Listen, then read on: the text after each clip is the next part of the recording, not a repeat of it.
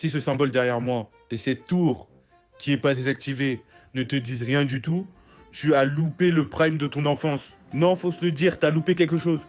Code Lyoko.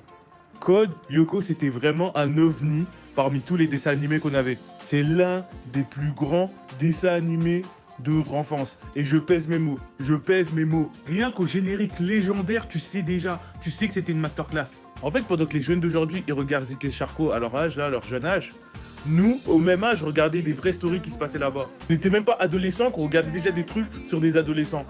Odd, Alieta, Jérémy, Ulrich, Yumi et William. Et si je dois commencer d'un personnage, je dois parler du meilleur, en tout cas de mon préféré, Ulrich Stern. Déjà, dans Konyoko, ils avaient tous un long front balèze, va savoir pourquoi. Mais ce mec-là, il arrive, charisme, calme, c'est la force tranquille de l'équipe. Le monsieur, je me prends pas la tête. En plus, ce mec-là, il pratique les arts martiaux, donc il avait toutes les raisons d'être tranquille. Mais le moment où il nous met tous d'accord, c'est vraiment quand il débarque sur Yoko avec son épée. Ulrich, saison 1, intouchable, intouchable. C'est vraiment le maillon fort de l'équipe. En plus de ça, ce mec, il arrive, il gère toutes les gadgets.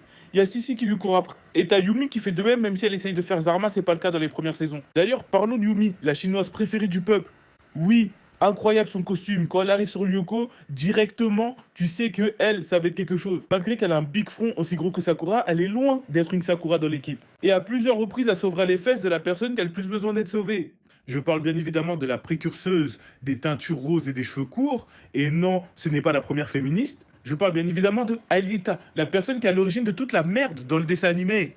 Non mais c'est vrai, faut voir le nombre de fois où Jérémy a rebooté la journée pour effacer de notre mémoire le nombre de fois où Xana a essayé de détruire le monde juste pour arracher la teinture rose d'Alita. La meuf, elle se fait sauver plus de fois que Lois Lane. Et il faut voir comment Lois Lane, elle provoque la mort. Mais au lieu que je m'énerve en continuant de parler de son cas, vaut mieux que je me concentre sur la personne qui la déteste tout autant que moi.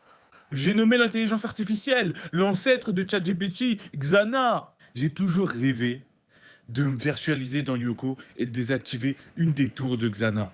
Et de faire la misère aux monstres qu'elle envoyait, parce qu'elle en envoyait des monstres chelous. Là, vous les voyez, ils ont l'air inoffensifs, ils doivent faire plus de 2 mètres de haut, ils envoient des lasers et te tuent sans scrupule. Encore ça va, eux ils meurent, ils retournent juste dans la réalité, c'est tout. Elle meurt, il n'y a plus de réalité. Et malgré ça, un jour la Lois Lane, elle se met en danger.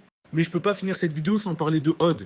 Odd, c'est le Mr. V de la série. Sans lui, on rigole pas. Les meilleurs bars, on se les tapait avec lui. Ce mec-là, c'est justement la pièce manquante du trio Yumi et Ulrich. En plus, faut voir comment il vannait le front de Sissi. Alors que lui-même, il avait une tête de ouf, que ce soit dans la réalité ou sur Yoko. Non, franchement, Code Lyoko, c'était vraiment le prime de mon enfance.